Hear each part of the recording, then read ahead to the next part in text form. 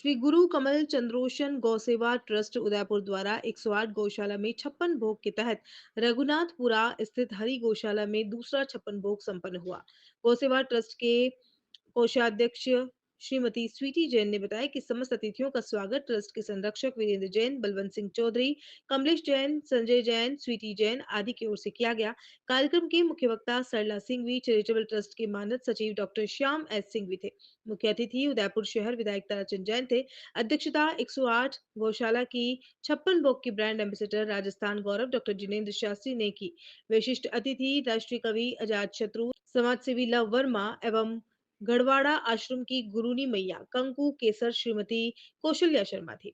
मुख्य वक्ता डॉक्टर सिंघवी ने अपने संबोधन में कहा कि गौ सेवा के प्रति समाज में जो तत्परता और समर्पण देखने को मिल रहा है वह अत्यंत ही प्रशंसनीय है। उन्होंने कहा कि वास्तविकता में अब हमें गौ माता की महत्ता का सही आभास होने लगा है। गौ माता हमारी संस्कृति और परंपरा का अभिन्न हिस्सा है। विधायक ताराचंद जैन ने अपने संबोधन में कहा कि सामान्यतः प्रभु को 56 भोग अर्पित किए जाते हैं, लेकिन गौ माता को 56 भोग कराना एक अत्यंत अनूठी और सराहनीय पहल है।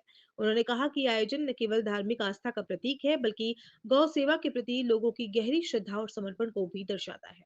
डॉक्टर शास्त्री ने कहा कि गौ सेवा के तहत 56 भोग को त्रिवेणी संगम बताते हुए 56 भोग श्रद्धा, सेवा और संवेदना का विशेष आयोजन है।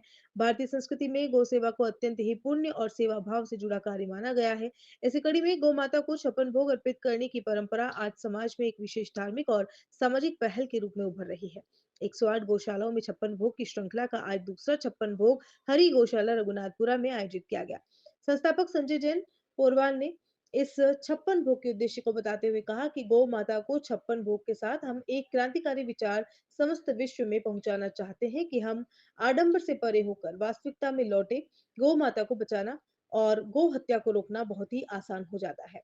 जब हम प्रेम से गौ माता के प्रति समर्पित हो जाएं, तो गौ हत्या रोकने के आसान उपाय बताते हुए संजय जैन ने कहा कि अगर समस्त गौ माता को एक पारिश्रमिक के साथ किसान को सौंप दिया जाए तो गौ हत्या रोकी जा सकती है। दूसरा, समस्त गौशालाएं अगर मंदिर के साथ जोड़ दी जाए तो श्रद्धा के साथ गौ माता की सेवा की जा सकती है। और तीसरा, हम अपने खोए हुए प्रेम को अगर पुनः जागृत कर लें तो भी इस गौ माता को दुखी नहीं देख पाएंगे। और साथ ही उन्होंने कहा कि यदि हम अपने बचे हुए खाने को एक प्लेटफॉर्म के माध्यम से एक रास्ता बनाकर गौ माता तक पहुंचाए तो कोई भी गौ माता भूखी नहीं रहेगी। ये चारों ही आसान उपाय संजय जैन के इस 108 गौशालाओं में 56 भोग के मुख्य लक्ष्य हैं और इसी लक्ष्य को आम जनता तक पहुंचाने के लिए इसका आयोजन किया गया है।